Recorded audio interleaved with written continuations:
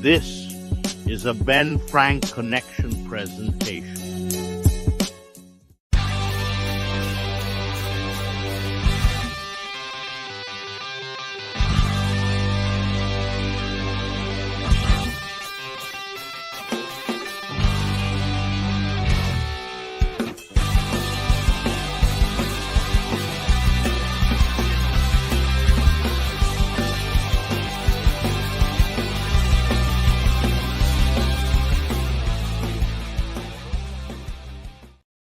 What is going on, everybody? We are back for another episode of the ABJ Podcast, and we're live. We're back live. You've been watching all those pre-recorded interviews that have been piling up, and now we are back to the live interviews, and I couldn't be happier with today's guest.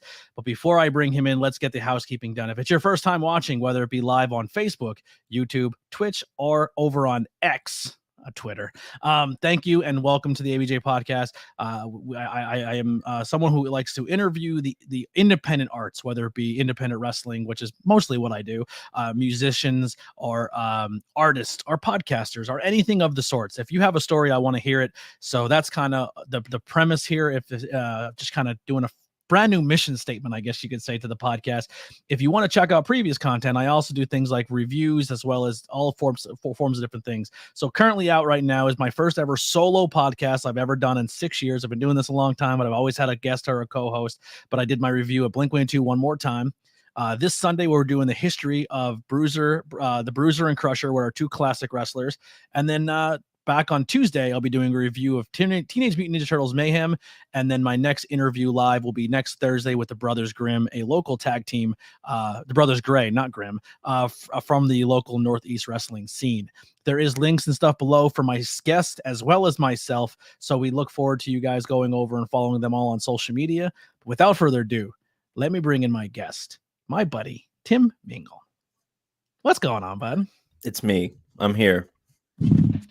Probably the guy who I've had more of these conversations with than anyone in the history of my content creating experience. I was thinking about that when you were doing that fun little the housekeeping up front, that I can't wait until, you know, you're a big successful podcaster and I can be like, I knew him from his interviews with Everyday People podcast days. I was on it a record four or five times. I think it was 4 on the thing, and then once on the Not Cool in High School, which I always feel like I didn't do a good job on.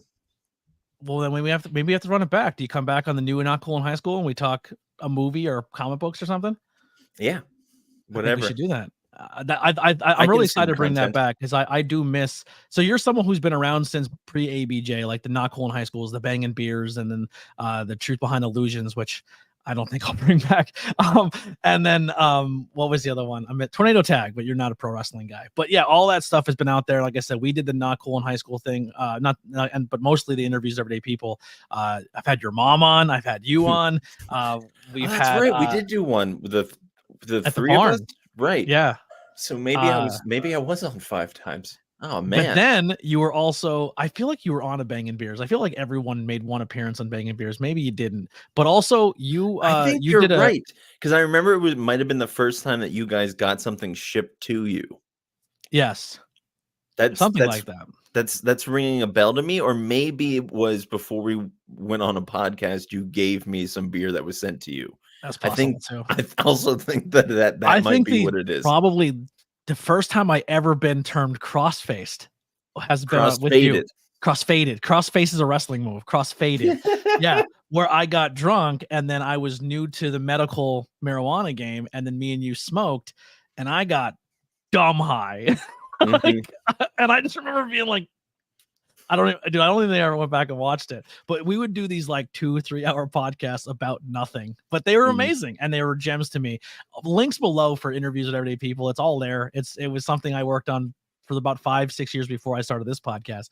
But like, yeah, man, we have that connection. You're someone like we met. It was weird because like we were two people that were in the local area, and then I started doing my thing, and then people were like, yo, there's something different about you. I like the way you conduct yourself. You would be a perfect match to be friends with this person. So like our friend group met us, and then we're like, these two need to come together because I feel like they would be buddies. and they were right because that's kind of how we met. And I ever since then, man, you're just always been a really good support for me, a good someone like if I'm struggling with something, you're going to help me. You're always someone like you keep me very grounded as a human. Like when I get those moments where I want to revert back to old me and be in the boat I'm in, you are someone I will actively reach out to and be like, hey man, can I just talk to you or even just not even tell you my problems, just listen to you, because your demeanor and the energy and aura you bring, it mellows me out. And I that's something I really cherish about our friendship.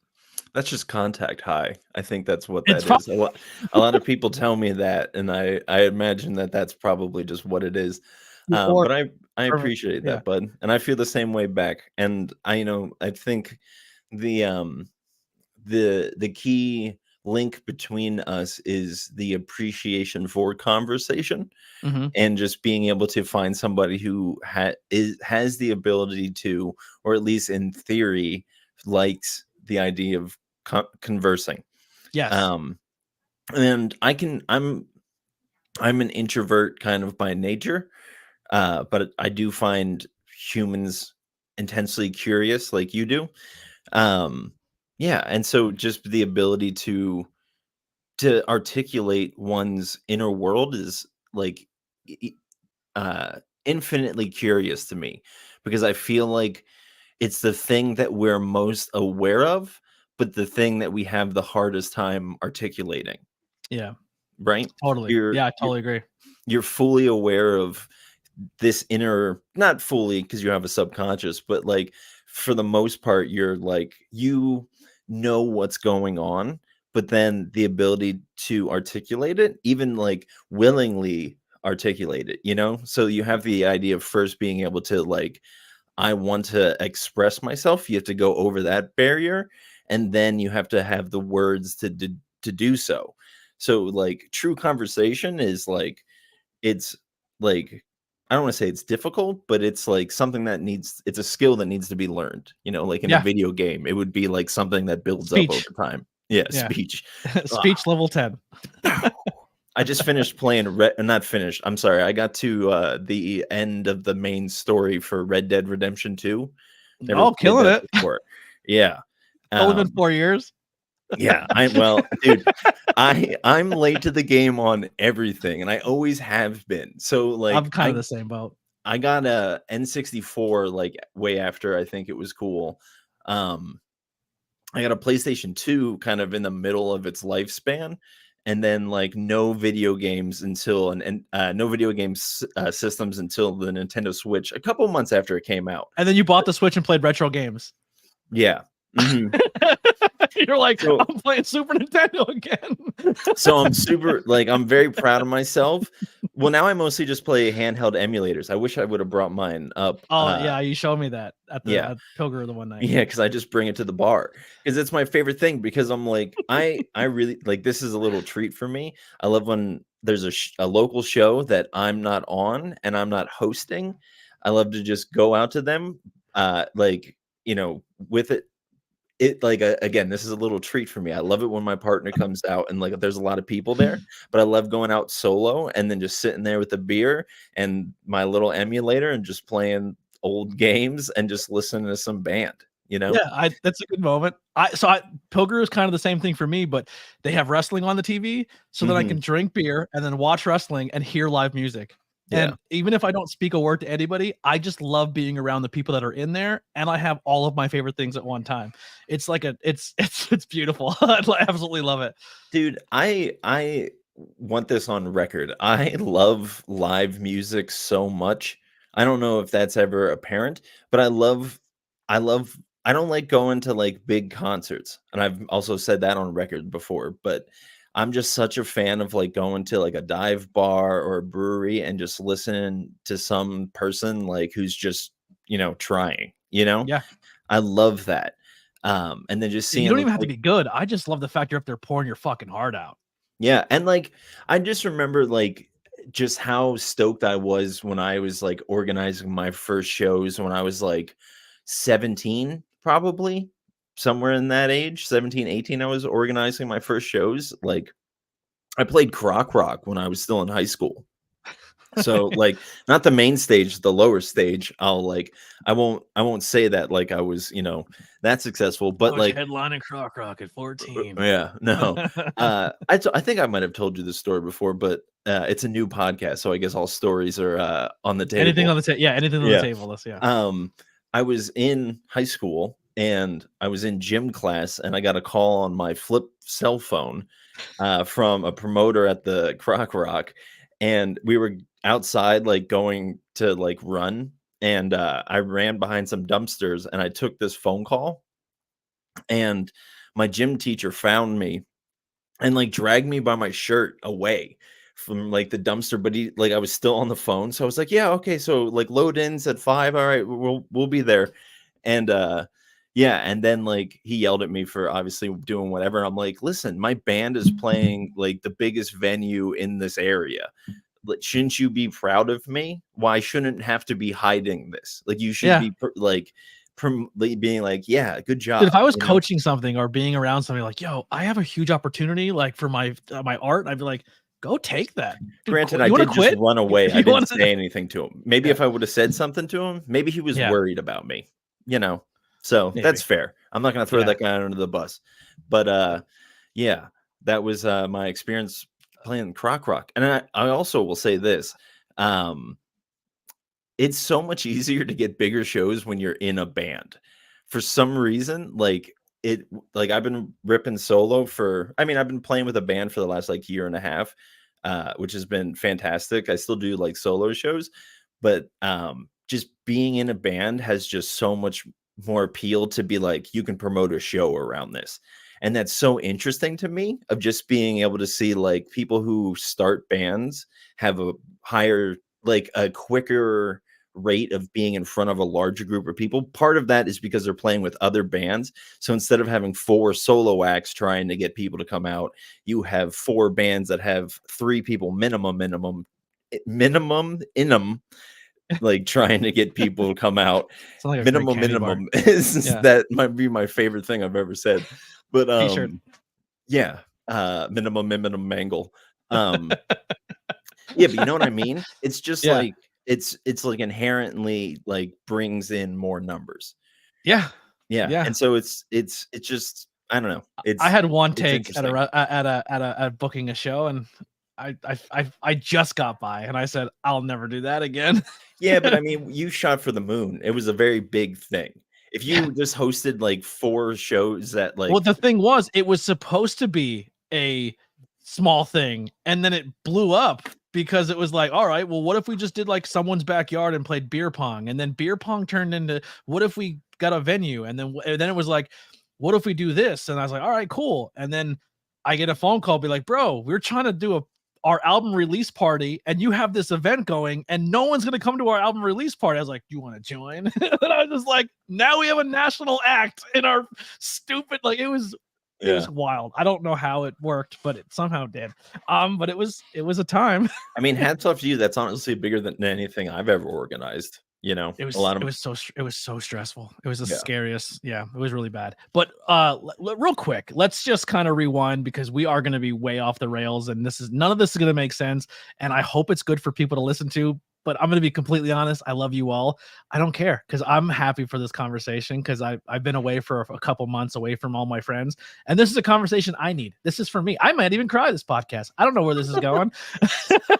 Oh man, I'm not going to upset you that bad. I hope. No, I'm just saying. I'm just saying that's how much of I look up to you. I look up to you, or I cherish your friendship. But let's kind of rewind real quick and just for the people out there, who are you? What do you do? What are some of your arts and some of your passions? And why are we here today? Like if people were just tuning in and they didn't hear that first 15 minutes of us rambling, what's the general consensus? Who is Tim Mengle or Timy? Somebody who's very conflicted about his name. I'll tell you that much right off the bat. Anyways, I am a folk singer. I think first, like above everything else. I have a couple books of poetry out, which was kind of really how we got to know each other because that was part of one of our first conversations was our second conversation was promoting my second book, When the Soul Meets Itself. And you had me host the event that day, which was Yeah. really cool. It was my first time ever hosting anything. Yeah, I mean, well, yeah, look at that. I set you off on a, now look at you. I'm hosting shit everywhere. Yeah, I do. I also host my own podcast, and it's about comic books. I don't know if you can tell, but I like comic books. I'm not, and more so than that, I am a fan of stories. I'm Yeah. somebody who has a deep appreciation for the the tales that we tell ourselves, whether that be in trade paperback form or in holy books. I'm somebody who is deeply interested in all of these things, and just, I mean, again, the human experience of just however we ended up here. We're these people that were on this floating rock out in the middle of infinity, and you know we have this ability to tell about our experience here, and to share that with people, and I think that that's incredibly important and incredibly special.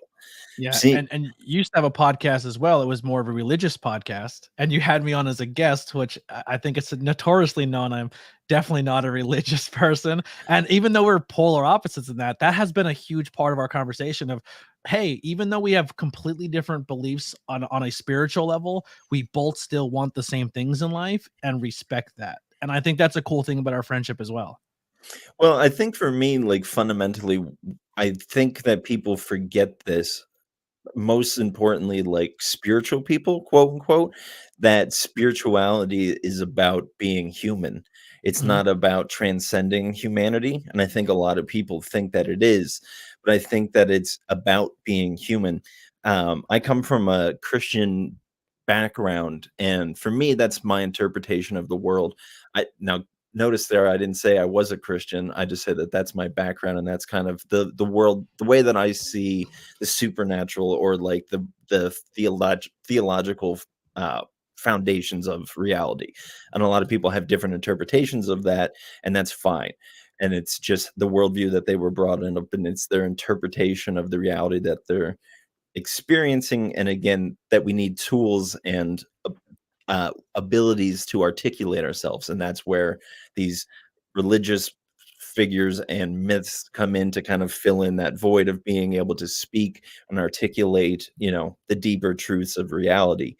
um yeah, all that to be said, the reason that I say that spirituality is about being human is because of Christ being a figure that becomes incarnated, and it becomes a human being, and that kind of being the mitzvah, or the glory of like what's happening with him.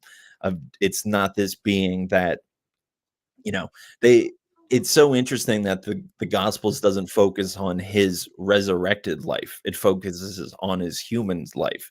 Yeah. That would be the most interesting thing. We don't really have that many stories of Jesus post resurrection, and especially not many where he talks. He mostly just shows up and he's just like, yo, hey guys, and then just kind of, goes on his way or whatever. It's very interesting. He doesn't hang out. He's just kind of just walking through.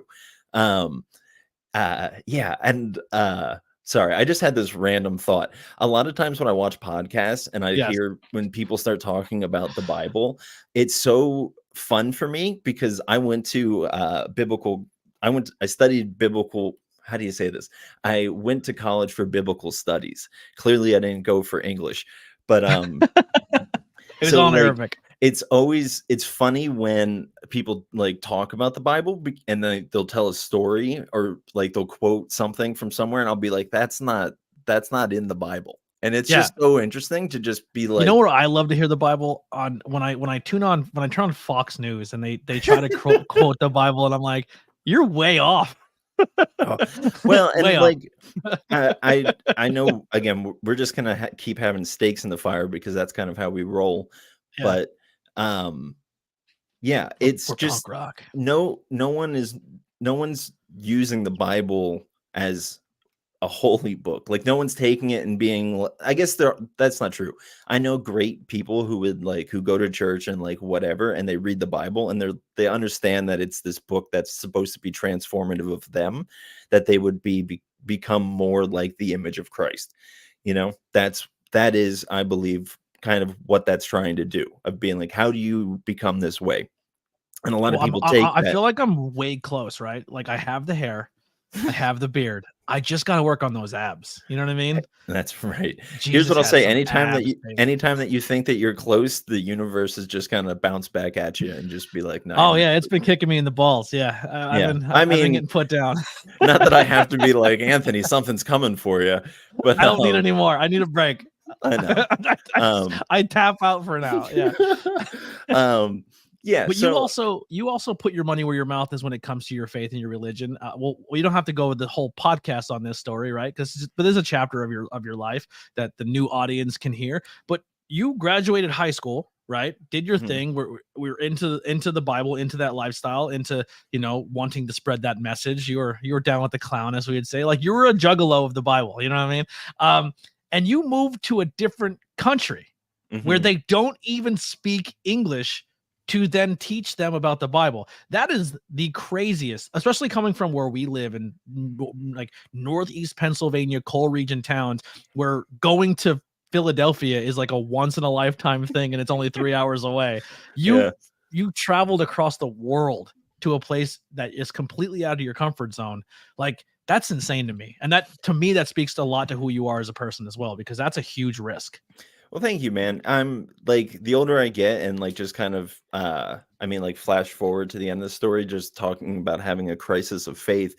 But I'm very happy that I'm somebody that, like you said, is dedicated, of like, I'm going to live the life that I say that I believe, you know. And obviously I don't do very good at that, but in my worldview, people are allowed to make mistakes, and people are Give it a allowed to shot. be, like, to just be like, hey, like, I'm trying, I think. And again, like, the craziest thing is that, like, all you have to do is be seen genuinely trying, and you get so much grace. Yeah. People really love that about other people, of just being like, I had this thought the other day of like, people are so hell bent on self-improvement, and it's such an interesting thing, because I'm like, it's such a beautiful thing about us as a species, of just this idea of like, I do want to make myself better. And obviously there's like examples where people can like just turn, but like, Yeah. I feel like the general zeitgeist is like, let's not be shitty, and I think We're having a lot of people who just can't accomplish that. I yeah. And like, Yeah. every time that I think, like, it's so conflicting, because obviously you see the crazy stuff on the internet and like how people act there, but then like in real life, nobody really does. I mean, we live in a kind of crazy area, so you do get like folks like that, but it's everyone is a superhero essentially in today's time, right? So like when you're on the internet, you have an alter ego, and a lot of people who they are on the internet sometimes aren't who they are in real life. But then you do have people who've kind of figured that out to a better extent, of like, yeah, who you get on the internet is exactly who you get in real life. And I think sometimes that stands out, but I think it's more comfortable when people put up that barrier of who they are, that they can't portray while they're at work and do their thing. And like, you go to work and then you come home, and then who you are outside of work is really who's coming through the screen on social media, or vice versa. You're playing a character on social media, but then in real life, you're a different person. Dude, I think it's so interesting, and it's like worrying. And I really don't want to like stay on this for forever, but like, I think that my generation looks at like the previous generation, our parents' generation, and thinks of them as very narcissistic and entitled. And then like, everything that you do is on an account that has your name on it, that you've curated your likes and your, what you don't want to see and what you do want to see, and you have to have a username that you use across all these things. And so, like you're saying, like, you have to build up this like persona. And for me, like, I being a person that like is like artistically driven in like this day and age is a nightmare, of just having to do all this. Like, you have to be the best promoter in the world while also being the best songwriter in the world. It's like every musician prior to 2002 16, 15, like less than like 10 years ago, every musician in the world didn't have to worry about that. They just had to worry about being seen, and then they got big enough and somebody took care of all those things. Yeah, And every artist was like, okay, I got really fucking good at guitar. I can sing my balls off. So now I need to make money so I can pay myself to go to a studio and pay thousands of dollars to get myself recorded so I can then become the next step. And now every musician today is like, yeah, I record in my basement because I can't afford it, and I can go buy a microphone. Or they like you said, you have to be a producer, you have to be a songwriter, you have to be the online promoter. Like you have to take all these hats on, and it's fucking hard. Yeah. And I also think that music releases now are more of like it's, and I do like, again, somebody that loves comic books and the like Marvel movies being the reason that I read comic books. I think Marvel movies kind of ruined the entertainment industry insofar as the hype is now more important than the product. Yeah. And so how hyped can you get people? And I feel like I just see musicians of the mainstream variety just pumping out albums. And it's just like, well, where's the substance in this? It's like, well, the substance is that you were excited about it, and then you have it. And like, granted, there's a lot of good stuff, but there's just this weird obsession with hype that is like, just, it's put so much on like musicians. And then and even like a form of building hype is to just go silent, like Lorde, like Lorde doesn't ever post on social media because I follow Lorde for some reason. And she just like, doesn't have things. And then she'll come out and she'll be like, here's some stuff. And then she'll just go silent again. And it's like, yeah, that's a great way to do that. But you can't do that unless you've already kind of have a fan base, Yeah. And yeah. So, and it's again, like, listen, if you want me to go away on social media and stop posting 14 times, just like and share my shit and help me get to my next stage so I can get to the point where I don't have to do it as much because I already built up the audience. Right. But I mean, it's part of the grind, man. Like it's any success. It's a good bit. Any success story is like built on somebody just grinding with their teeth. Sometimes, or just someone steps in shit. Like yeah. It's funny because it's like artists are like the metaphorical version of shit, right? So like every artist is out there trying to find that pile to step in so they can be like, I did everything I possibly can. I got good at everything. I'm trying my best. I'm just not getting to that next step. And then someone who's just like, I posted 3 times on like 3 years and I just got a deal. You're like, what? How the fuck did you get 1,000 plays on that piece of shit? You know what I mean? Like you're like you just ran like all that work and then someone can just step in, and then vice versa. It goes both ways, and it's just that constant struggle. But kind of breaking away from like you now you're doing your content, right? I just remembered we were talking about me being in Taiwan. But you kind of wrapped that up quick. You said, listen, I chased that. And that could be like, listen, go back and listen to interviews every day with the people. But you go to the music life, you record a bunch of albums, you wrote some poetry books and then you kind of dove into that podcast realm with your first podcast. And now you're at your current podcast, and we can bounce around in between there. We could talk the music and stuff, but I'm trying to like just put a little thing. You're talking about movies and stuff. Your comic book now, your podcast now based on comic books. I can speak. Maybe we did a little before the show started. Is called Poolbox Pals, and it's you and your buddy who you can talk about. You and your pal. That you could talk about how you guys. That's the biggest struggle on the show is to just constantly be like pal, because it's not something that we normally use. Yeah. But I think it's a fun sounding name because I think I came up with it. But yeah, it's coined pal. I think no, I coined Poolbox Pals. Yeah, pals. I think I don't know. But you guys, how long has the podcast been around, and what is the general premise of Poolbox Pals? So the podcast has probably been around for maybe over 2 years. Mm-hmm. So you started Poolbox Pals around the same time I started ABJ Podcast. So you started yours after ours, which is amazing because you have like almost 5 times the amount of followers that we do. And I mean, we just hit 200 subs. I saw that you're almost at 1,000. I'm closing on 1,000. I'm 2 away from 930. So like that's fantastic. Like and it's, I know it's been a pain because you've been grinding that whole time while we've like, again, just been lollygagging. But again, you can see that in like those numbers, it's it's working for you. So I just want to encourage you with that and just be Thank like, you. look, man, like we're people that like we will openly admit like we do it very casually and just being like, this is a fun thing that we do. I started And that way, and then I put too much time, effort, and money in, and now I can't go backwards. But I'm yeah. getting better at making it like, okay, I have to do things differently now for my personal life, and then Mm, also still do this because this is a muscle memory thing. Like, I don't know if I can turn off a camera and not do it at least one day a week. You know what I mean? Like, yeah.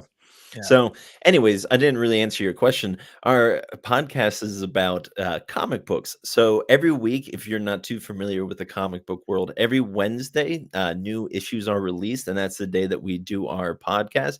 We go to the comic book store, we pick up some new issues, and then, yeah, we just show what we got that week to each other and talk about the comics that we read in the last week. Sometimes there's some overlap between what we read and then. Yeah, sometimes there's not. So it's just, a lot of going back and forth or just spending a lot of time just talking about one book.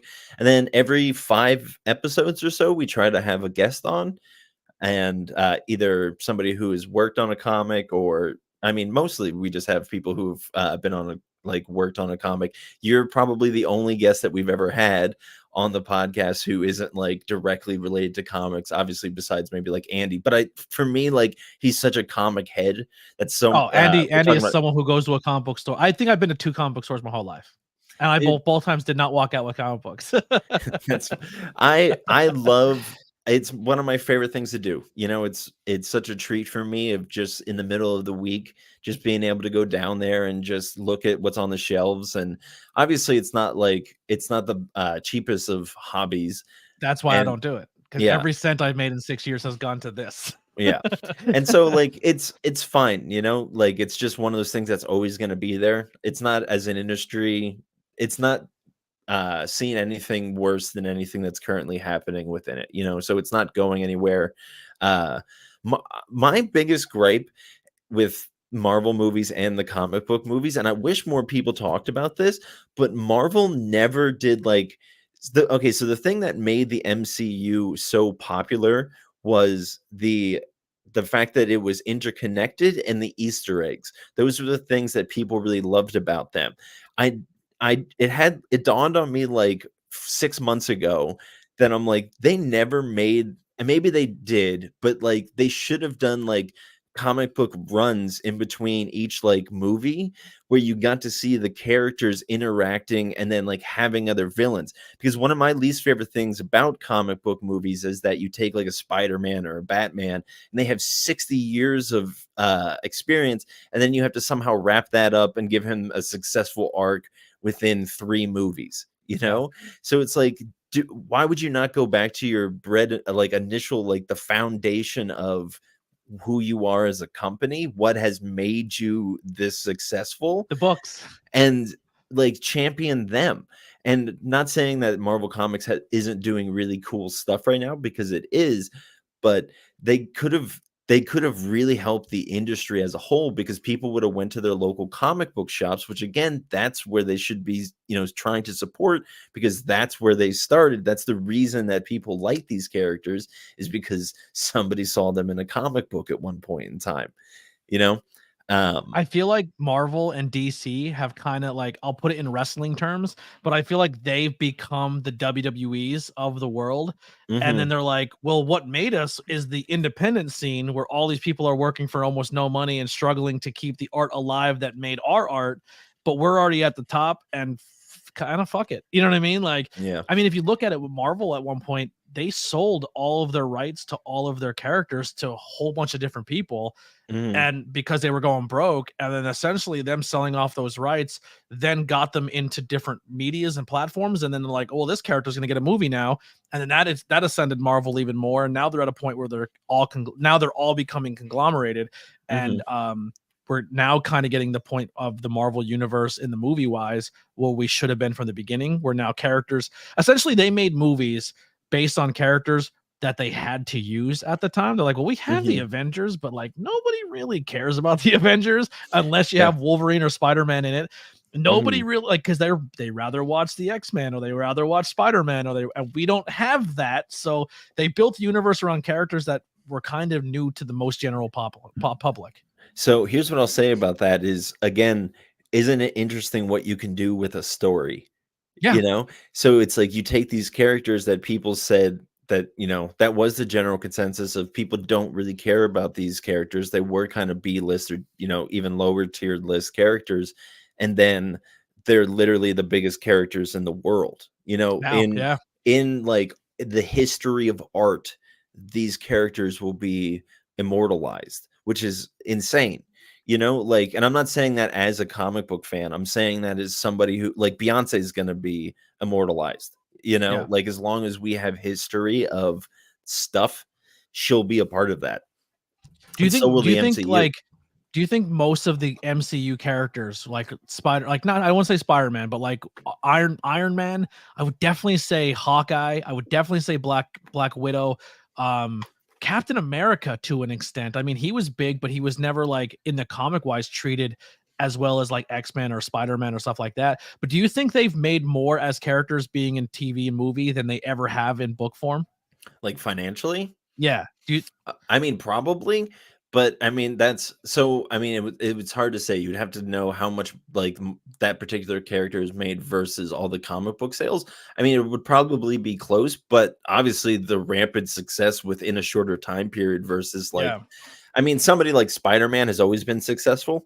Like Iron Man was never treated that like as much of a. But again, like, look at kind of what I'm saying again is like comics were to some degree the acoustic solo act of like Mhm. entertainment.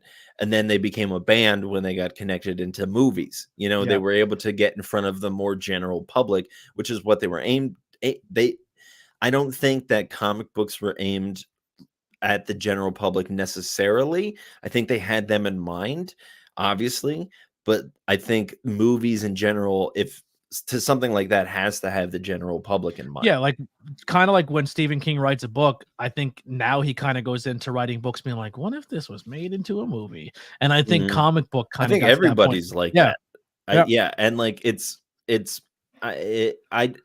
I don't want to be one of those people that say that there's not good art out there. It's just harder to find because there's like an infinite amount of content, Yeah. And Where everyone's rewashing the same stuff, and now they look at an industry like the comic book they're like, we haven't really done that. And if we done it, we kind of shit the bed on it because we took the idea of the character and then movie writers tried to make a script about a character that didn't connect with the people who read the book because we tried to change it too much to Hollywood it up. But if you kind of stick more to the base thing, it's going to translate well. And I think they started figuring that out with the comic book movies. Yeah, I mean, Iron Man really, I mean, The Dark Knight ruins entertainment to some degree because it was such a phenomenon that it was so good that it ruined everything else because everything just tried to be that. I think we're finally coming out of that. Hot take, did not like the Christian Nolan Batman franchise. Yeah, I mean, I think it'll age. We rewatched it sometime For movies, great movies. But if you're a Batman fan and you're looking for a Batman movie, it doesn't feel like a Batman movie. Yeah, I would agree with that. I think maybe the newer one does. That one kind of feels more of like a policeman in hockey pads. Yeah, But it's again, it's like a detective noir movie. Yeah, but at the time, I think it was obviously it was revolutionary because everything wanted to be it for the next 15 years. And I think the MCU did a very good job of balancing with that with Iron Man, of being like, we're going to be a little bit more cartoonish and allow ourselves to slowly build in this stuff. And obviously, they got to a place where they're incredibly wacky or whatever. And and it's working for them, Yeah. We do have some questions in the chat. Yeah, sorry. We do have some questions in the chat. So if people are writing in the chat, I am not ignoring you, but on the podcast form, because I do a lot of live stream content too, or I do interact with the chat more on a live stream level. But I am not ignoring you. If you do type stuff in the chat, I am reading it. We do appreciate it. If it's really funny, we'll put it on the screen. Like someone said about I follow Randy Marsh when we were talking about Lord. I thought that was funny, so I popped that up. But anyone who stopped in, subscribe the whole 9, thank you. Someone just said we hit 299 now, but one of the questions is, are you still writing poetry, and who or what do you draw inspiration from for your for most of your artwork?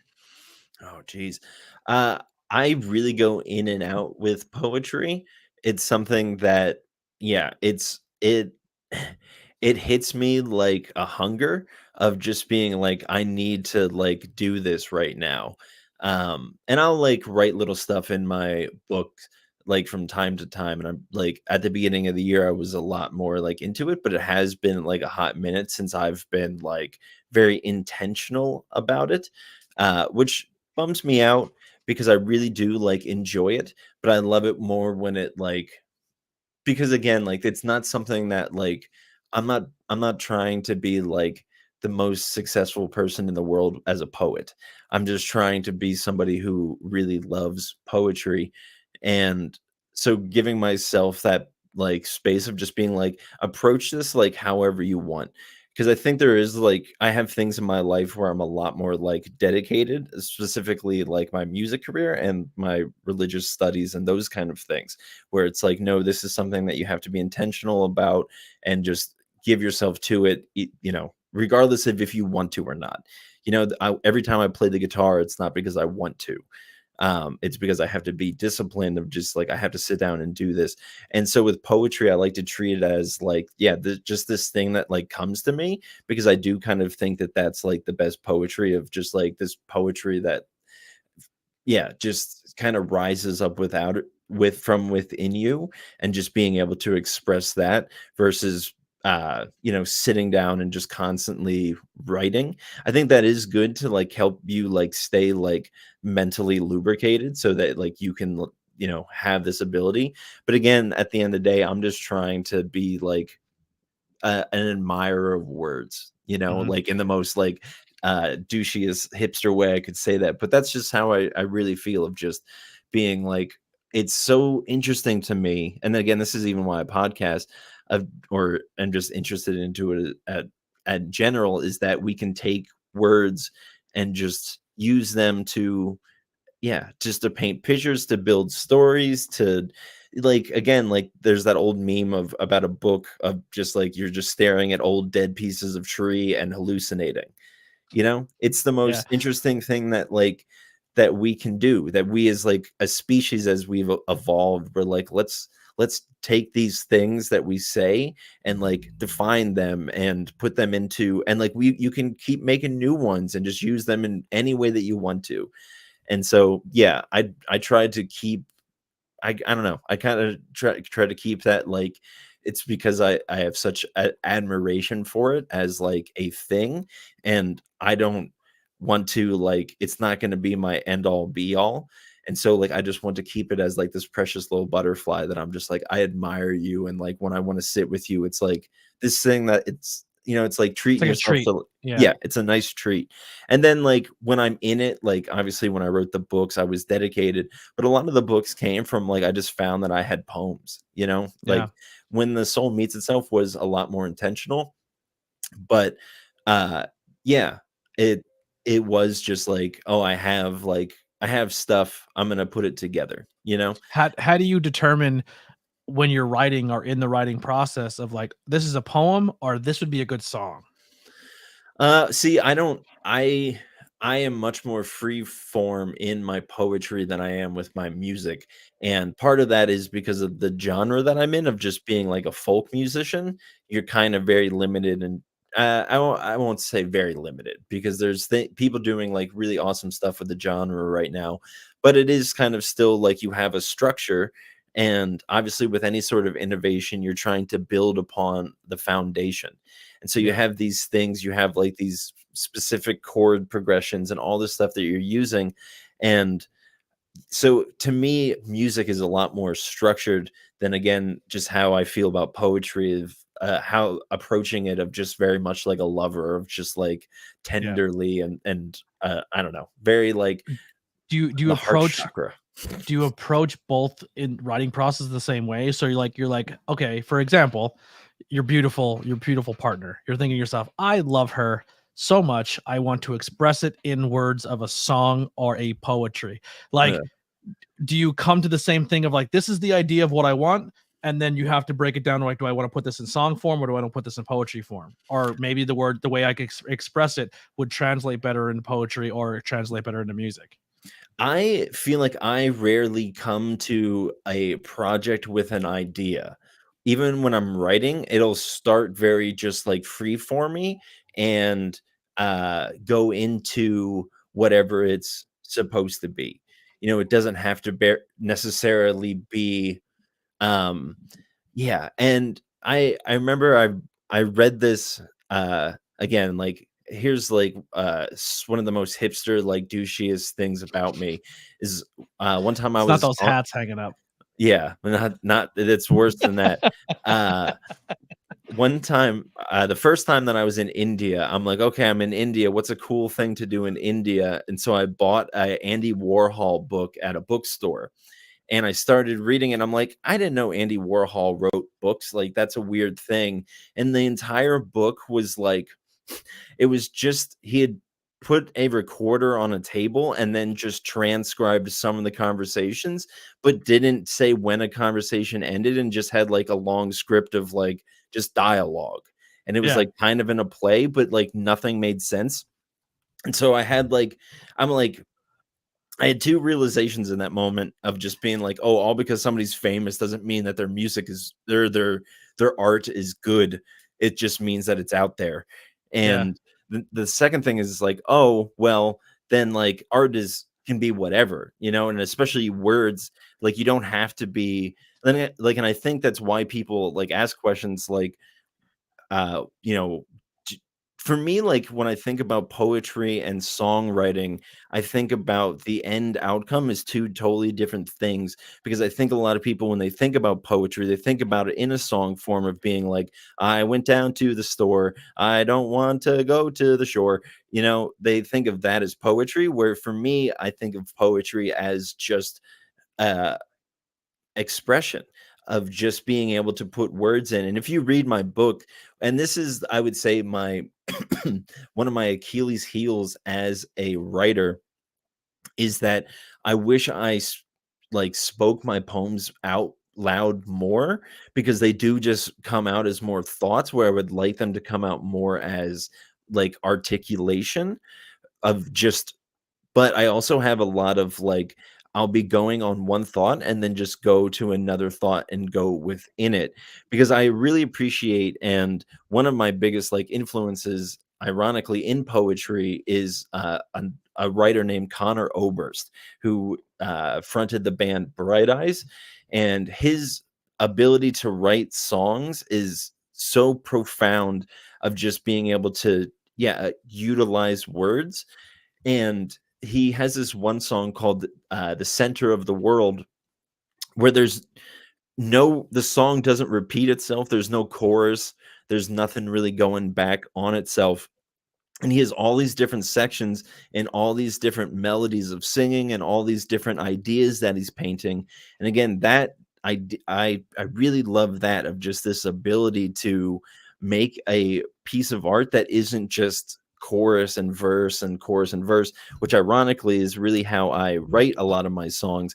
And so I wish that there was just more, you know, like wrenches being thrown in the works, of just Yeah. being like, this is kind of kicking things off, not normally how it's supposed to be. But that, again, all because it's not how it's quote unquote supposed to be, doesn't mean that it's not good.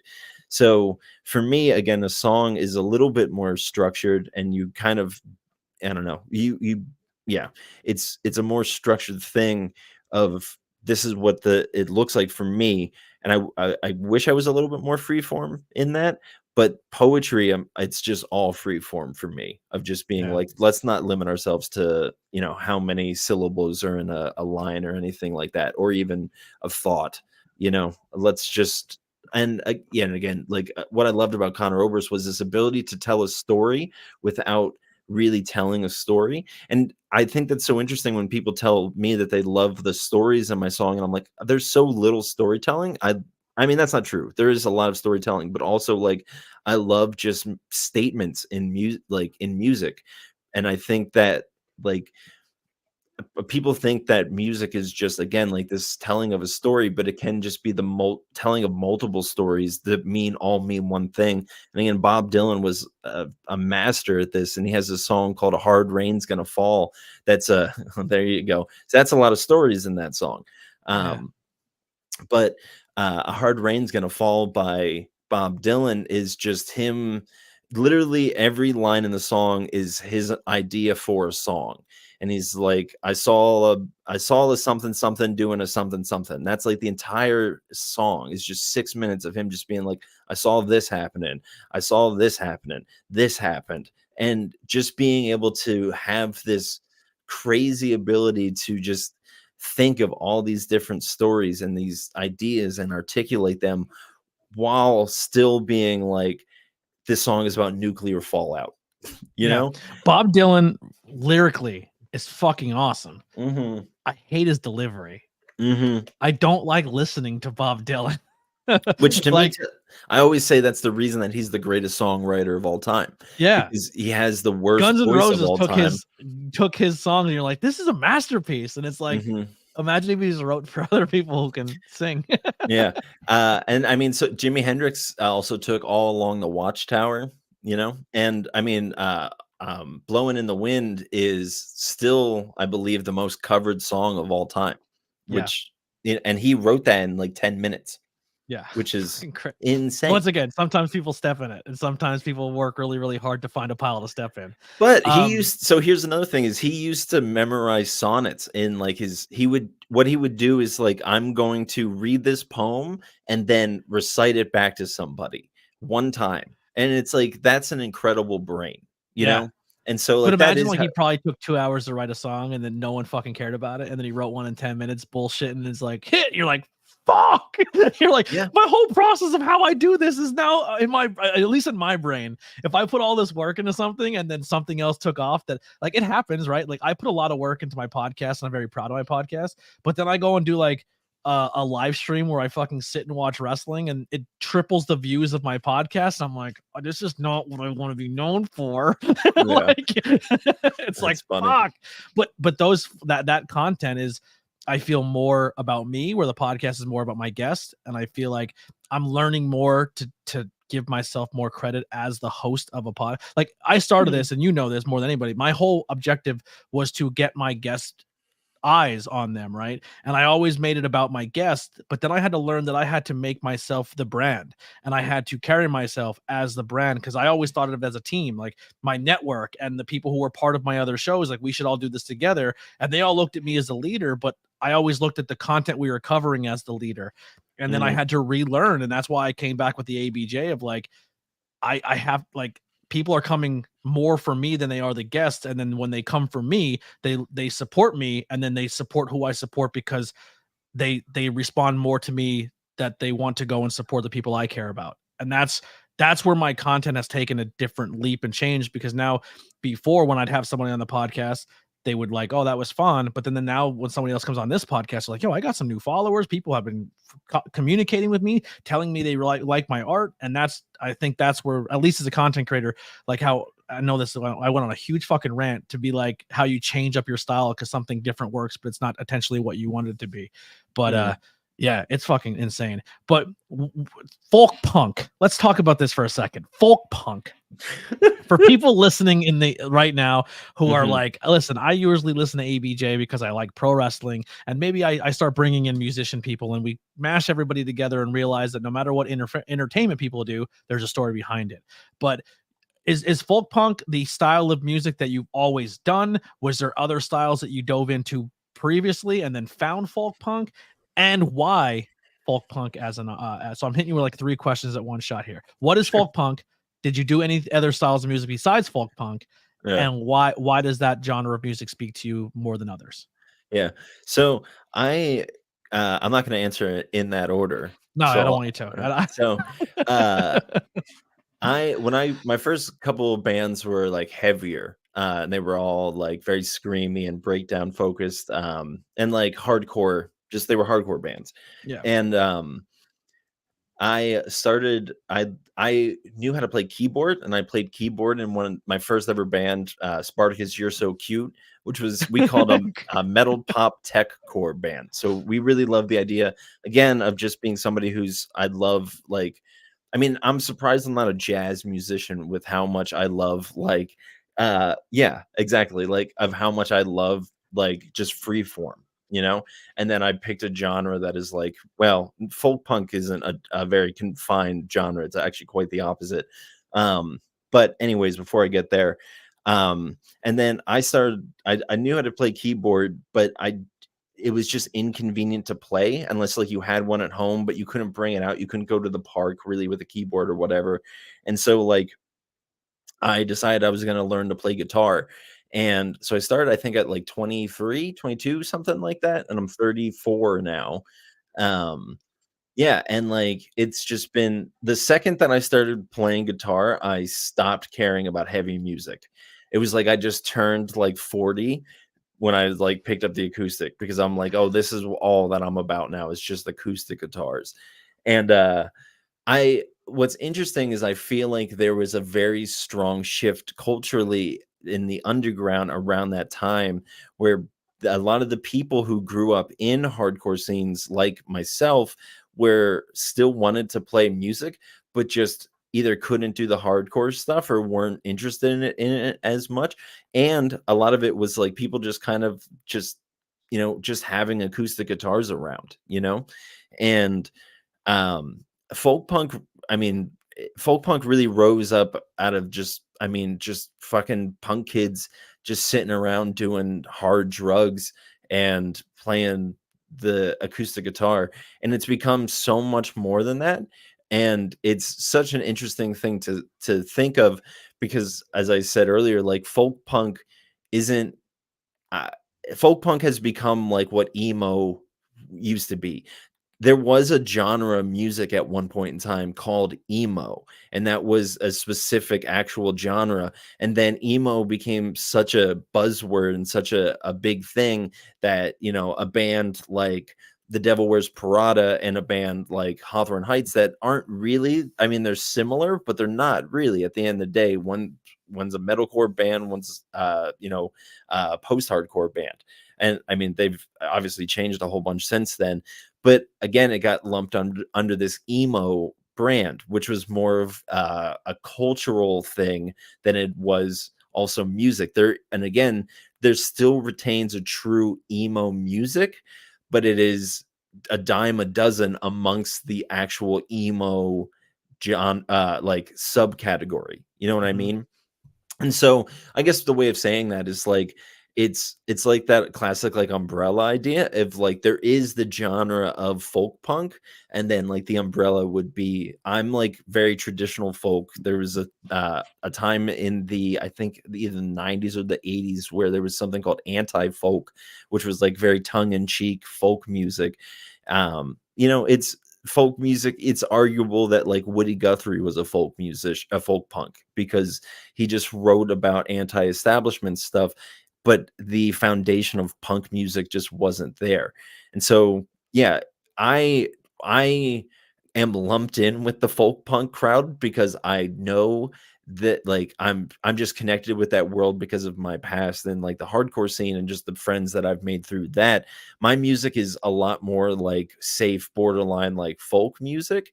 If you like hear true folk punk music, it's very energetic, and I don't really have I have very like fun, like bouncy kind of like do do do do do do fun songs like that, which I love. One of your songs was my intro music for quite some time.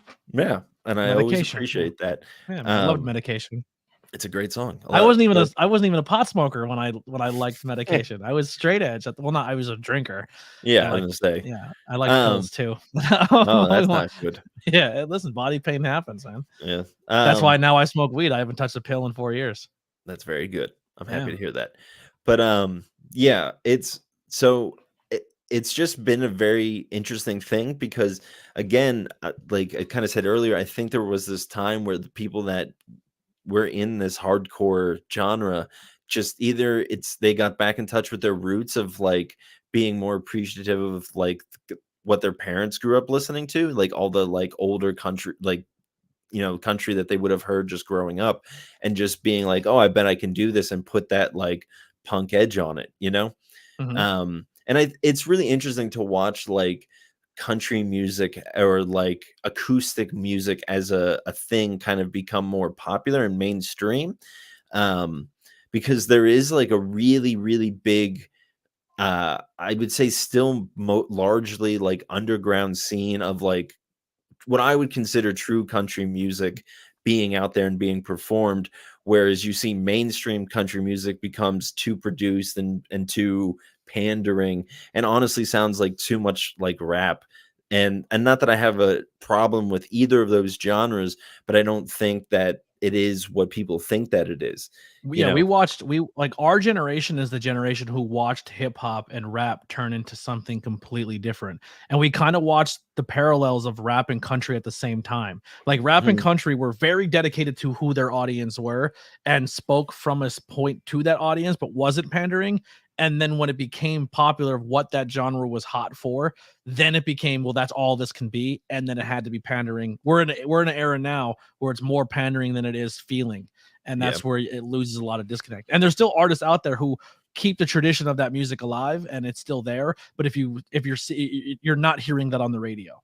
Yeah.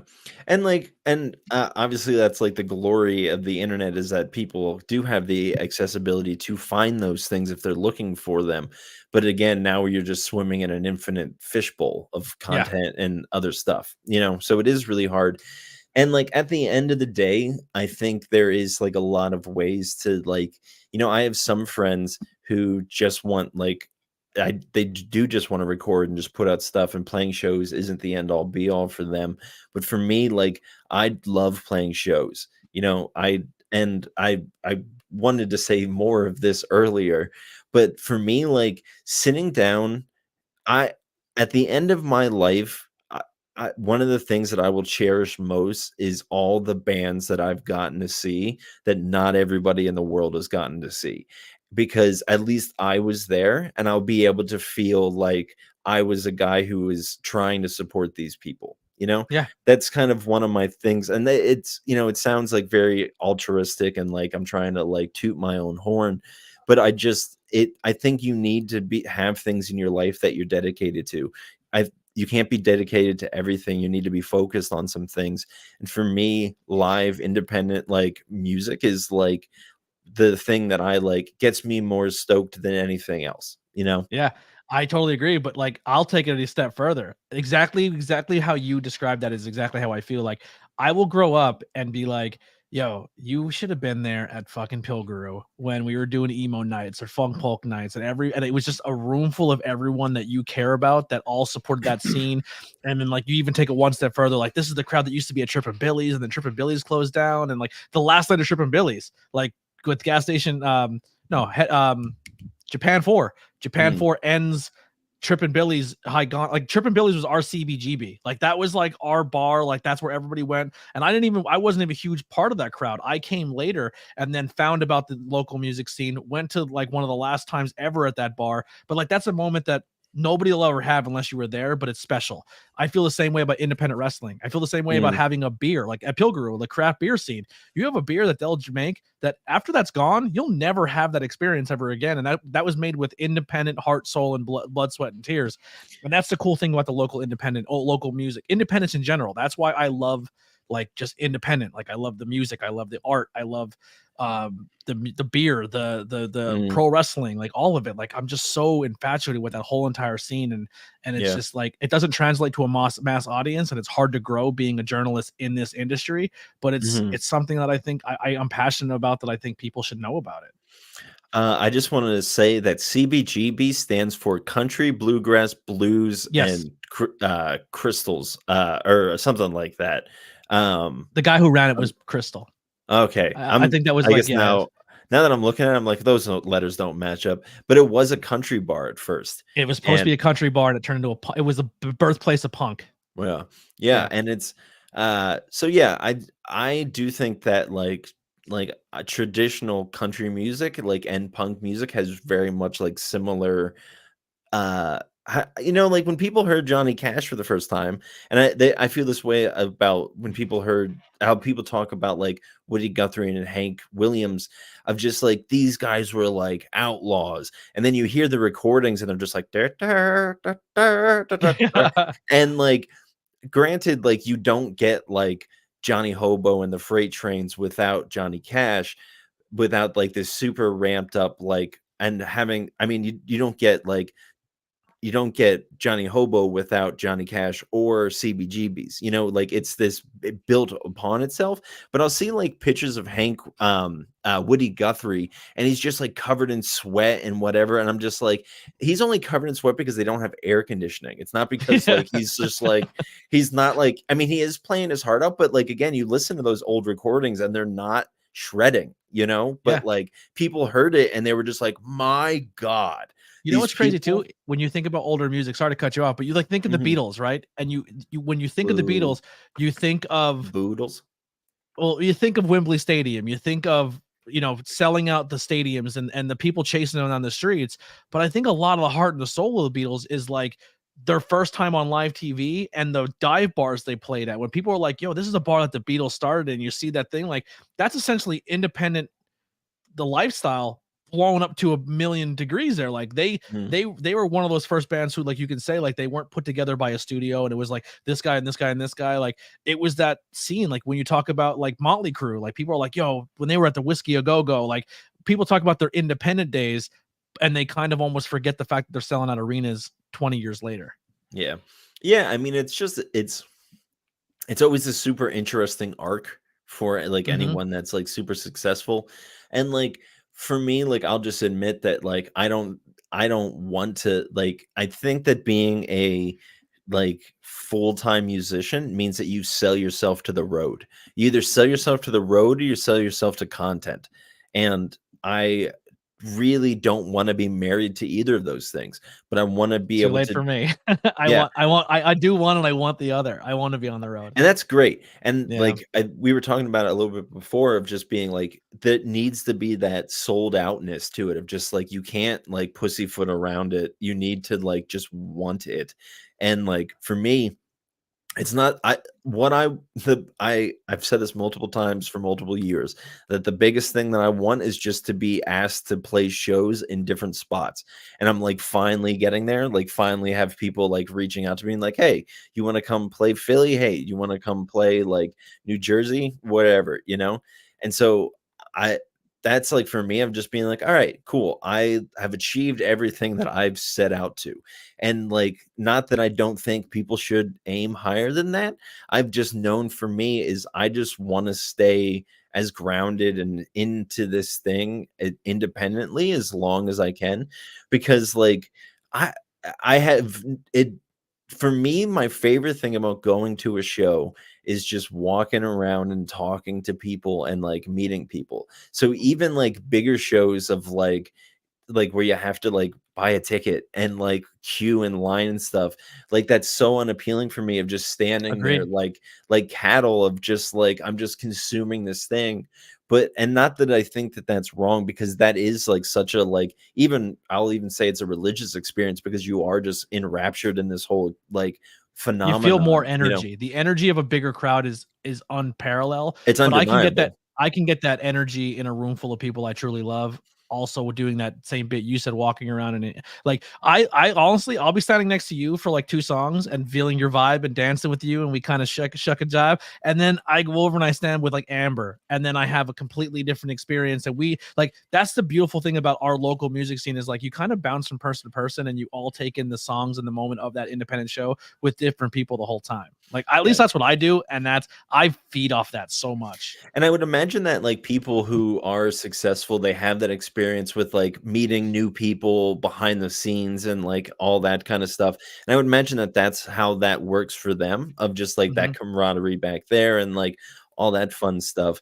And just essentially, you know, I can agree with that with pro wrestling 100%. Like yeah. same exact thing. Yeah. And so, but for me, I've just, yeah, it's, I don't know. I will always be, and again, this is like probably the most folk punk thing about me, other than like some lifestyle choices, that I just will always be a sucker for acoustic guitar in like a living room. And Yeah. like, again, I know that like makes me a hipster, like douchebag for to some degree, but like, I think it's just like the most beautiful thing of just, you know, and again, like going back to poetry, of just being able to like the arts, you know, any form Mhm. of just like, let's just sit down and like talk about this and discuss this, and like just having that space for people to express themselves and to be vulnerable. And like, again, this is going to sound like super ego, like just whatever, of like the desire to make music has come so naturally to me that it's not like, I won't say it like the skill has come naturally to me, but that desire has always, as long like since I'm like 14, 15, it's the only thing that's like been like super consistent outside of like the spiritual stuff. And Yeah. that's, those things aren't too far off, but yeah, it's just this thing. And again, I don't ever want to hate it. And I think that that's something I see with like a lot of people that do gain success within their thing, of just being like, I'm resenting sitting down and doing this thing. And at the end of the day, I don't think that that's, I don't want that. And I do have that, you know, like there has been periods of time where I look at my guitar and I'm just like, oh, I hate you because you've of all the like, you know, organizing shows and all this stress and like all this self put on pressure to like, and here's the thing, as an independent artist, like no one's like telling me to put out an album. There's no record label like being like, hey, you have to do this. I do have people who obviously want to hear new music from me, but I don't have a fan base who are like, and we'll get into that. Let's get into that eventually. But like, yeah, it's nice to have not have that pressure, but it's also like damning because then when I first started making, when I first started playing guitar, I taught myself guitar for a year and then I started writing and recording albums. And I probably shouldn't have done that because I should have learned to become a better songwriter first. But it put a lot of pressure on me because I put out, I think for 4 years in a row, or at least 5 years in a row, I put out 4 albums. I put out Yeah. 2 as Timy Mangle and then 2 as Churches and Trains. And then I just stopped and then took a couple years off, put out some EPs and then did another album because I was like, no, I learned that I'm like, I just want to sit with these things and not have it be like this pressure that's sitting over me. And at the time I was trying harder to like be more successful with it. You know, like when I was younger, I wanted, I had to be to get to the place now where people kind of know me within like the tri-state area. Like I'm not the biggest act by any means, but like I know them. I'm friends with them, you know, Yeah. not all of them, but like yeah, so that's like, and again, I don't want anything more than that. Like I'm super happy with it. I do wish like obviously like at the end of the day, like if it paid the bills, like just being able to like bounce around all these places, like it would be my job, you know, 100%. But it just doesn't work because and like and that's the path that I've chosen and uh, the way that I've chosen to take this, you know. Mhm. So anyways, Yeah, well, I think that's a huge reason why I respond very well to you is because you understand, like we both have the same dream and the same wants, and boy, I would love to make money off my art. But I feel like you have that where I really, really hurt and stress myself out mentally and physically to grind and push and push and stay consistent. And you're more like you're consistent on your own terms, and you do like I said, you're more like you said earlier, you're more grounded and you ground me when I'm around you. Like I kind of like I reflect more. I'm like, I just slow down a little bit. Like enjoy what's around. Like and 9 times out of 10 when you show up, like I might be at a bar and Pilgrim was kind of that place that kept me grounded too because of that crew and that environment and the people who were there. Like I walk into that place and I immediately I'm not the guy who travels all over the place and does pro wrestling content. I'm not the guy who's live on my computer because realistically, like most of my audience who watches my content aren't in our area. I don't have a lot of huge local support when it comes to my podcast. People see what I do and they appreciate it and they like it, but they don't really listen to it because right. 9 times out of 10, I'll walk into a bar and they'll be like, yo, man, I love what you're doing. I'm like, cool. What was your favorite episode? They're like, well, I don't actually listen. And I was like, appreciate that. That Yeah. feels, It feels is great. like Yeah. it is a double-edged sword because you know I would obviously love everyone in town to like listen to my music, but I also like understand that it's not for them. And Yeah. it is like it's I would, and this is kind of how I approach Pool Box Pals of just being like, I'm just going to let this grow organically Mhm. instead of kind of pushing it on to the people that I know personally and being like, can you come and like, because I have to do that already with my music of being like, hey, and I think that that's why you've seen more success, because have intended of like casting a wider net of being like, let's see what's out here past kind of what's just in Schuylkill County, you know? Mhm. And so I'm trying to do that with, I wish I was better at that with like, for me, that would look like posting more content on TikTok and Instagram on my churches and trains stuff, because I do get like good interactions from there from people that I don't know, you know? Um, and so the I problem can tell is, you how to do it, but you're gonna hate the answer. see, but I at the end of the day, it's like I don't I want to push a as like a punk adjacent musician. I want to rage against the machine, Oh, and me too. part of the machine is this algorithm, you know? Yeah, And so I like, literally it's me countless hours joining people's TikTok live streams and just talking and putting myself over and having conversations with people. It's live streaming absolutely nothing just to get your name out there and get those reps. It's mhm, going to other content creators and just be like, "Hey, you want to collab one day or you're live, can I come in and join?" And just join a live and then meet new people and they're like, "Yo, I like that guy's vibe." Or Reddit threads or Twitter posts of just being like, I do this as well. If you want to check it, like that stuff. And yeah, that fucking sucks. And I hate it. But yeah, that's why that's how I'm getting the traction I'm getting. Cause like yeah, I'm putting in, if I'm not at a 40-hour week job, my lunch breaks, my ride home, like every second I'm putting some at least like if there's 5 hours available in my day, probably 3.5 here and there, bits and pieces of me. Like when I pick up my phone, I'm not doom scrolling. I'm like, oh, that's somebody. Like, hey, I do like I'm yeah, constantly working, and it's a lot, and that's the only way it really like I feel like it's the only way that gets done, and I mhm. wish I can kind of sit back and let it happen, but I'm just also too invested to just kind of wait. I don't know because but anyway, yeah, You need to it's put in your, 100,000 hours or 10,000 hours, whatever, I 10,000 feel like hours. I've been doing a lot. I don't know how close I am to that, but it's got to be. But here's the thing, man. As like somebody who's like in the music world, I laugh at the idea at the is it Grammys, the music one, when they have Yeah. best new artist, because people have been listening to that person for a decade. But Yeah. like, like, so there's no such thing as the best new artist. It's only new to a general Because you thing. just figured it out.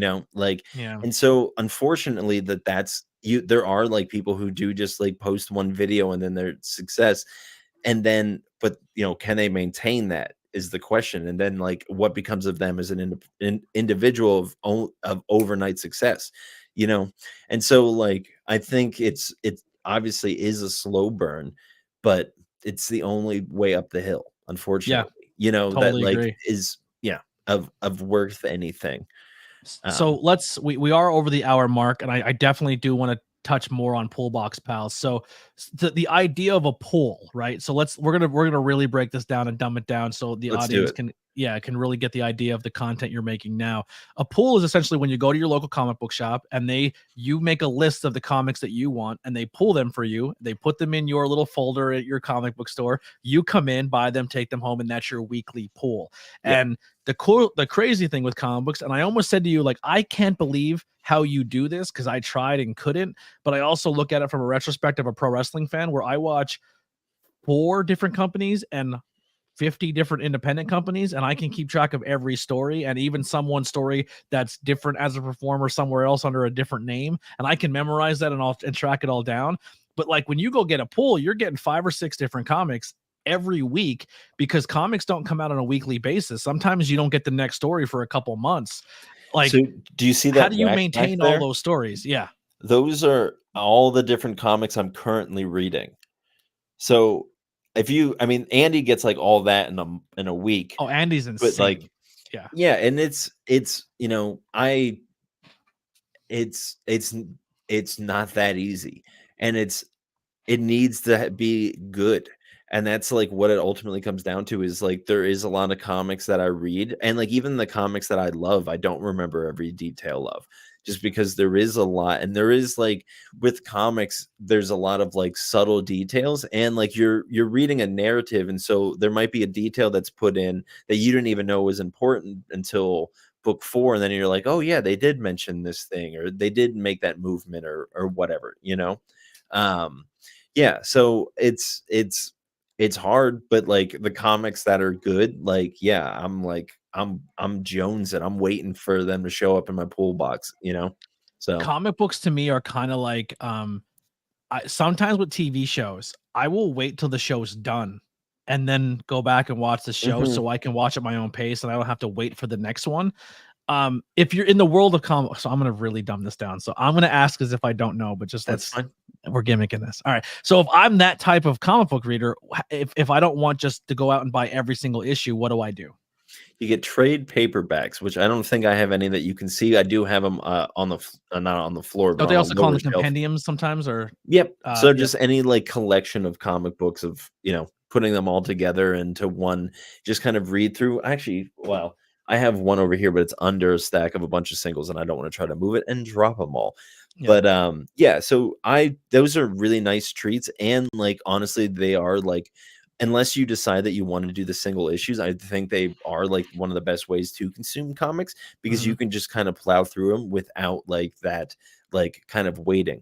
I like the waiting period a little bit of just being like, it's like a nice little treat for me, of Yeah. just Well, like, you were also at that point too, where like, say if I'm just trying to think, like, if when The Walking Dead was hot, and we did a podcast on The Walking Dead, where like, why am I even? I do this pro wrestling every mhm, week. I watch Monday Night Raw, and then we watch it, and then we fantasy book how we think they can go here, and why this story means so much to us. And did you notice that move? Comic mhm, books are the same thing. Like your podcast. If someone's like, I want to get into comic books because I like the Marvel Cinematic Universe, or maybe I want to step away from superheroes and I want to see what else is out there in a comic book world because maybe I consume comic more than I consume physical books because the pictures do help. Like your podcast can maybe turn you on to a newer style book that's maybe not something you're going to get in the general pop culture sense. Like you guys do read Star Wars books, you guys do read comic books that are superhero based, but you also read other style of books as well. Like there's a variety of what you guys cover. And the cool thing about your guys' show is you are live and it is live. So someone can join in and say, well, this is something I pulled this week, or you're interactive on your social media for people to go join and be like, well, this is my pull box. And you have that platform for your audience. So that's kind of like my selling point of why I think people should go check Pull Box Pals out, and maybe go support your local comic book store, or you can get them from Barnes and Nobles or Amazon, or if you want to get a cold compilation or the whole book full of a previous one and go talk to comic books with people. It's a lot of fun, and it's a fun art form that I think has died because of the form of media or TVs or movies, because all of your favorite TV shows and movies that you probably watched in the past 10 years most likely came from a comic book. yeah. And I mean, yeah, obviously just the instant gratification, instead of having Yeah. the discipline of just being able to wait a month, and Yeah. that's just kind of how it rolls. Or just it just takes longer to read a comic than it does.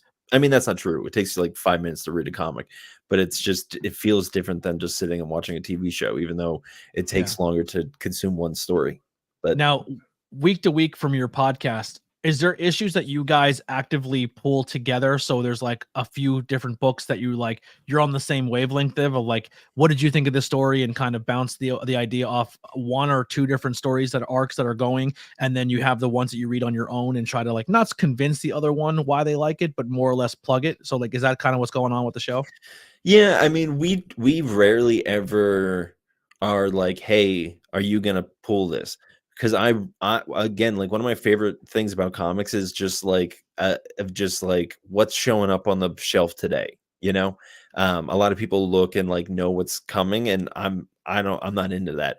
So I'm like, we just want to go. I want to go into this with like, if we happen to be reading the same thing, that's fantastic. But um that we have like artists and like publishers and stuff that we both like really kind of seek after and like lean towards, but like we really have just gotten into like independent comics and like from the whole gambit, because I think, and this as like somebody who's in the independent wrestling world, is like there's independent and there's those people that are like the Image Comics and the like Dark Horse Comics or like IDW, where they're like kind of main known brands, but then there's the independent underneath them that are like people don't know their names, they're new on the shelf, and so there's tiers to independent stuff. And so it's nice for us to be able to kind of go the gambit of like, we've Yeah. had plenty of people who've reached out and plug their new comic that they've been working on for 6 years or whatever, and just being like, can you please talk about this? And we're like, absolutely, we'd love to do that.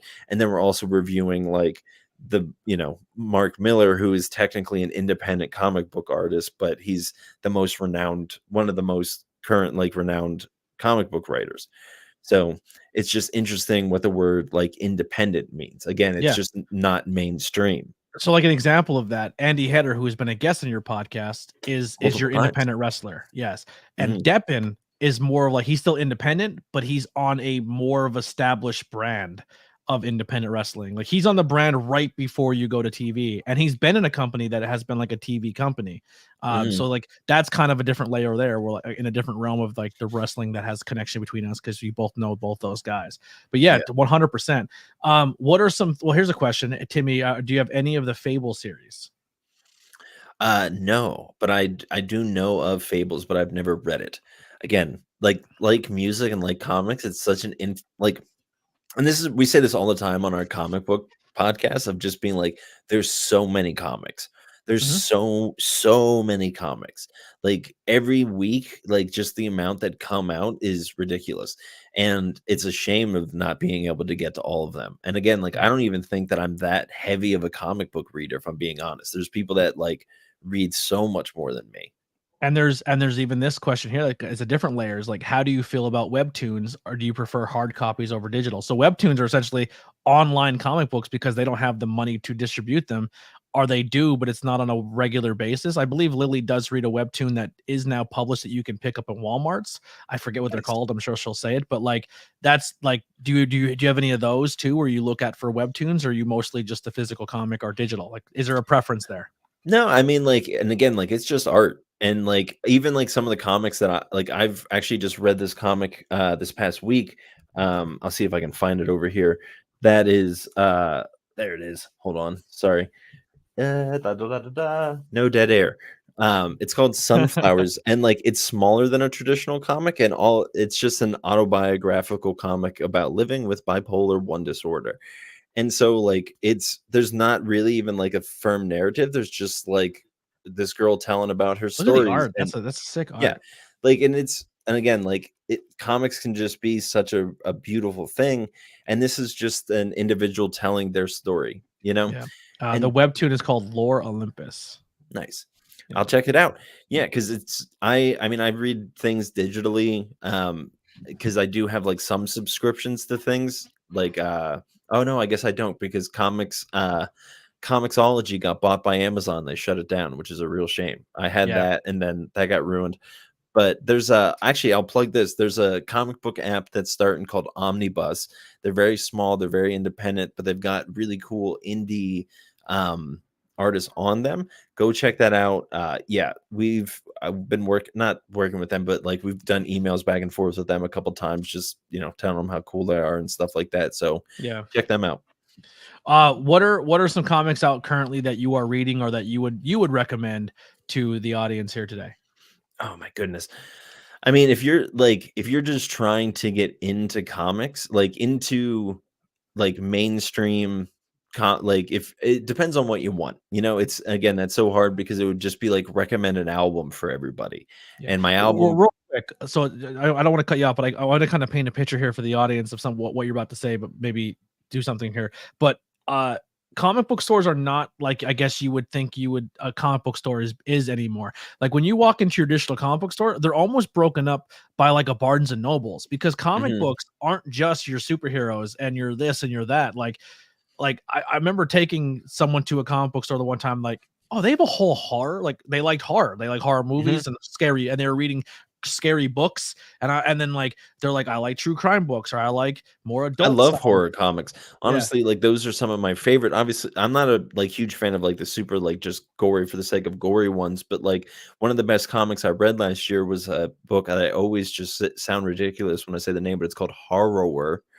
And it was just a slasher film. And there's and there's the book that's currently above my head is called Dark Beach, and it's about there's this artificial planet that shot away from our planet because the planet was dying, and it's a detective story about figuring out what actually happened to the planet. And it's, it's not comic book, it's not comic books, it's not superhero based. It's just a great story, like I do have like Ant-Man and stuff up there because he's my favorite superhero, but like a lot of those stories aren't about superheroes, like there's this independent one right here called King Ghidorah, which is just like it's a kaiju. It's just a Godzilla knockoff, and he's just eating pizza. That's what that's about. And over here It's is my that spirit animal. well, I mean, if you're into like one of my favorite comics that I've ever read is this one here called That Texas Blood, and it's a noir kind of like, I won't say supernatural, but it's like psychological thriller. It's such a good comic. So like it's so hard to recommend what people should read because it's such an infinite, like, again, do you like blues or do you like jazz? Like what are you into, or like and there's so many subgenres into things. So I mean, I would say, like, if you're trying to get into it, get into some of the Marvel stuff, just pick up some trade paperbacks. Those are the way to go. You can find a good trade paperback for $10 and then you just have a good story, just sit down and think, look at it and be like, what would you like? Do you like this art? Does it draw you in? Do you like this concept, this world? Whatever. Yeah. How did you meet your co-host and how did you guys start this podcast? So we met in Taiwan. We were both in school over there together. So insane.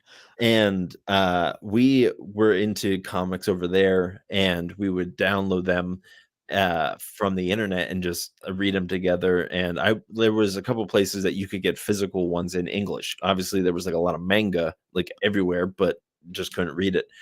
And so when we moved back to the States during the pandemic, we both started going to comic shops just to support like local businesses, and we would end up calling each other on the phone and just talking about how we, what we pulled that week. And then it just turned into, let's just make this a podcast, because we both had our own independent podcasts. We were both, I can't remember if I was still doing High Earth when I started Pullbox Pals. I don't think I was. I think you were in and out. You weren't fully in, but you still weren't giving up on it. Like, it's coming back soon, and then you start doing pull box, and you're like, it's over. Yeah, I'm and not I also doing just I mean, and the reality is I would love to come back to something like that. But Hyrith, I think that word really screwed me. I picked a bad name. I'm not good at naming stuff. That's kind of another pull box Achilles pause heel is for good. me. Well, thank you. Well, and then because I remember, and here's how I know that both of them were still alive, is because before the current Ben Frank connection, which is me and another podcast, we formed a network because they're helping me out in my times of need right now with no work or no job. But before that, I was kind of someone who I was the network, and I had my shows, but I had other people on, and I had both Pullbox Pals on Hyrith. I had Welcome Back. I had a few other podcasters who were part of my network that I really responded well with, and I thought were good content people. And you guys were part of that. The old IWEP network. What a day. Yep, But yeah, so yeah, you were definitely doing both at one time, but then once Pullbox Pals became more weekly and you started becoming more consistent with Pullbox, then you kind of just like, I'm just gonna more lean there. And honestly, like, I mean, the podcast, like the spiritual podcast, was just hard because I tried to speak to everybody, and it's also I would like to speak more currently about things that are happening in the world, but I also don't want to participate in the culture wars of things, and I think that is kind of how you become relevant, how you quote unquote become relevant, but I don't think that's true. And I think that everything, and I don't think that of like you, but I think that is kind of if you're going to be like someone who's talking about like how life is, or philosophy, or theology, unfortunately it just happens to be tied into like a lot of poor culture war things, So what about this? I'll present something here to you. We kind of talked a little bit off camera. I have a new piece of content coming out that I'm still kind of working on my first guests and future stuff and finding out what this piece of content is, because I do also want not only for it to be based in the idea of the conversation, but so like Banging Beers was a show that I used to drink some beers. But we would talk about it on a professional beer level. Like, this is the beer, this is how it's made, this is what a write up on it, this is what it does, this is what it tastes like, this is what we experience with it. And I want to do the same on the medical marijuana side. We're both very big advocates and users of that, but also I need the show to be more than that and a layer. So if there's ever a time that you're like, yo, there's a topic I want to talk about, and I kind of want to just smoke a couple and get on a camera and bullshit, I would love to have you on Blazing Buds and come and get that off your chest. And it could be any topic. You know, I feel like we have really good conversations, and I think that would be a platform that people would enjoy. Yeah, I would love to do that, man. Yeah, and obviously Not Cool in High School is built for you as well, with the comic books and movies and stuff like that. We can always do that. So there's plenty of ways that you can, without starting a whole new podcast, where you can kind of come hang out with me, and then I have an excuse to hang out with you, my bud. I appreciate that. I need to take you up on that for sure. But before we wrap this up, can I just quick promote my my band's doing a little tour next week? Well, before your band, I just want to say one more thing. When are Pullbox Pals episodes going live? Where can you find them? And what days can people expect to tune in to watch the live experience of Pullbox Pals? So we are live every Wednesday at 3 p.m. Pacific time and 6 p.m. Eastern time, which is the time that I'm in. And then, yeah, that's every Wednesday.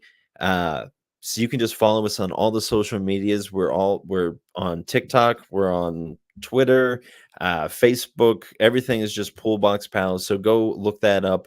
We're most active on Instagram, so go over there if you want to engage with us the most.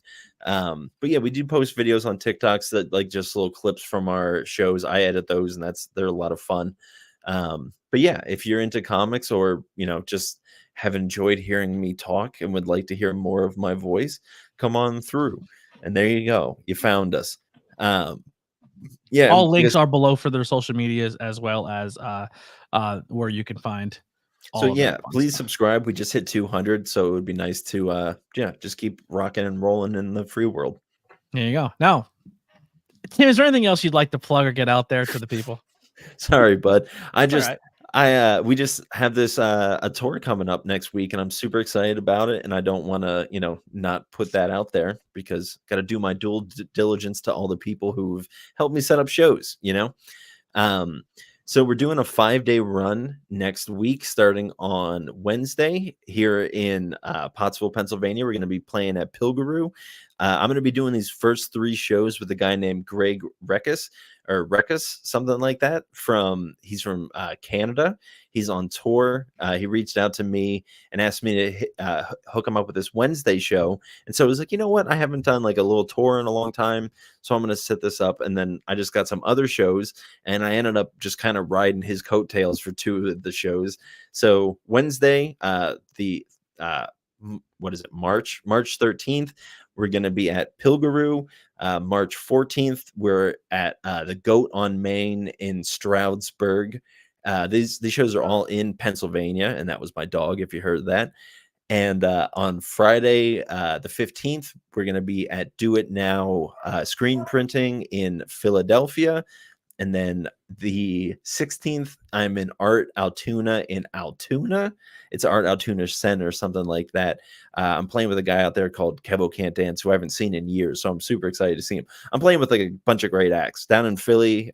Playing with a band called The Looms. My friend Eric, yeah. So super excited, because and again, like, one of the reasons I love touring is just getting able to see all these people. And then that last Sunday, well, if these people need places to get their art out there and talk to, you should send them to ABJ, because I'm looking at my board, and I do have a lot of musicians and podcasters coming up, as well as wrestlers. I want to definitely, now that I'm back in the swing of things, I want to open my doors more to not just the pro wrestling scene. I want to give everybody an opportunity.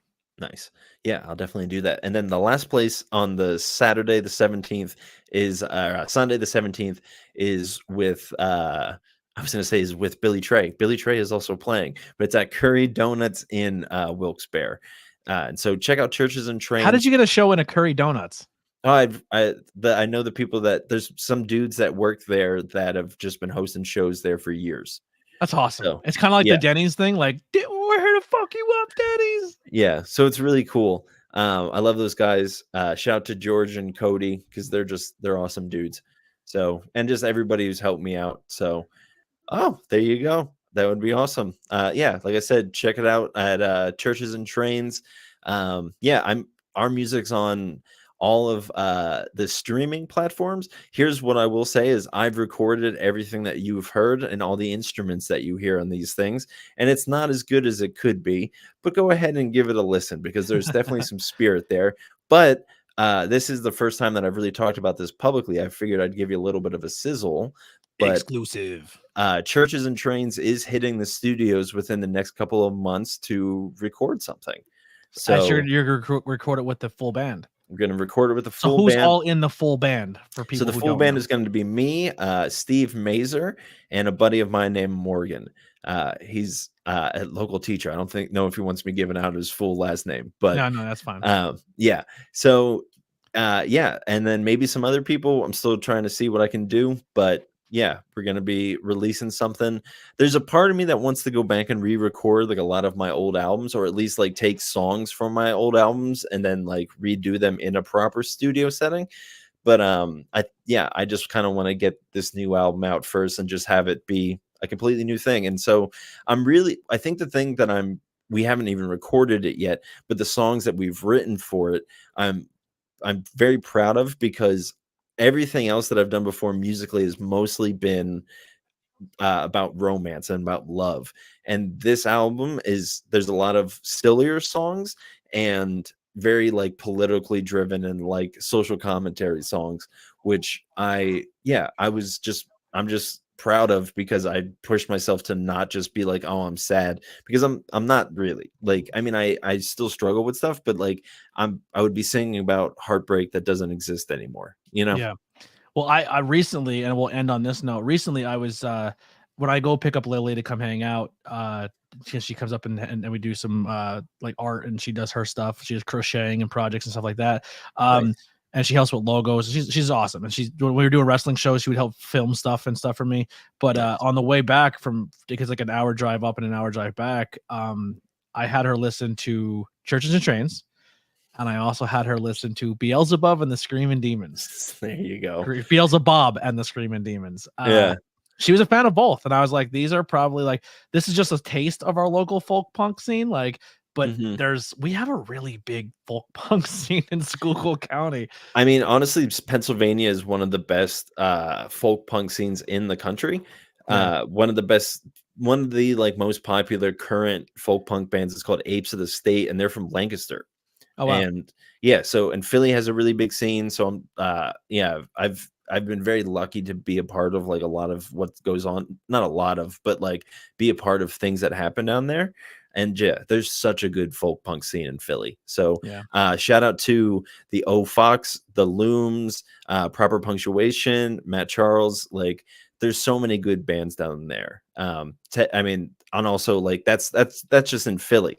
You also have Condition Oakland, Ted Hazard. Like, there's so many good people up here as well. Oh, the list is good. The list is on and on. All right, well, that'll do it. Officially the longest podcast. I knew that was going to happen. Fucking knew it. And we're trying to. This is us trying to keep it short. This is short. Yeah. Right.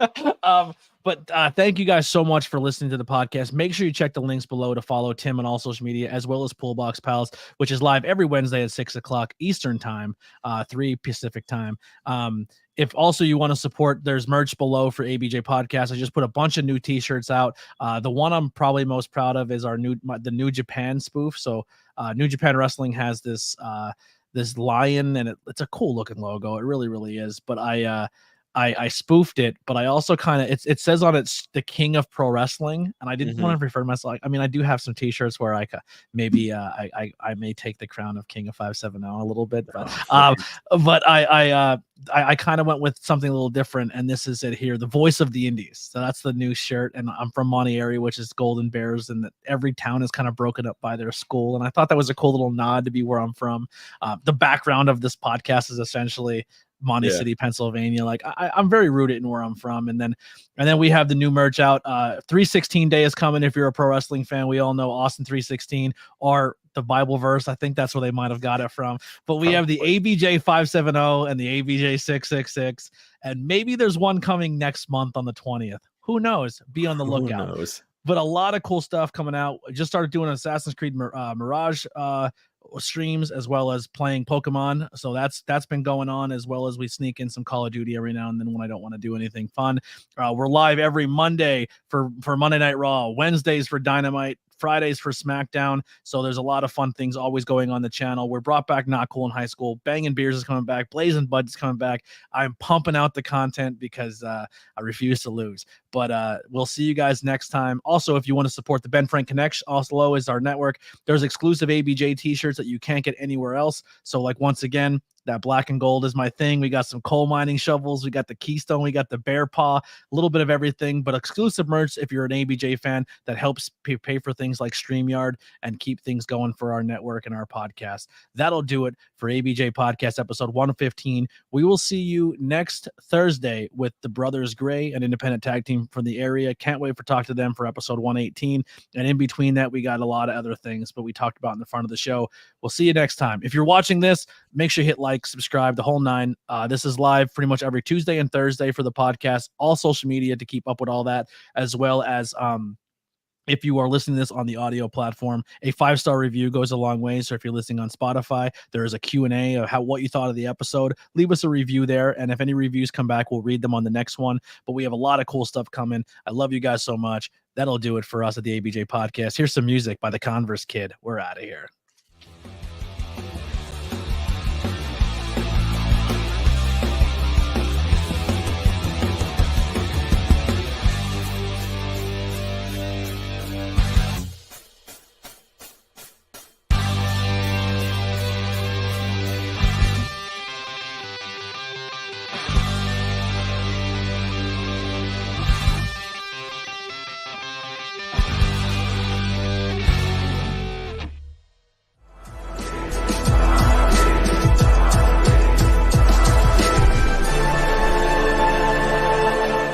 Thanks for watching this presentation.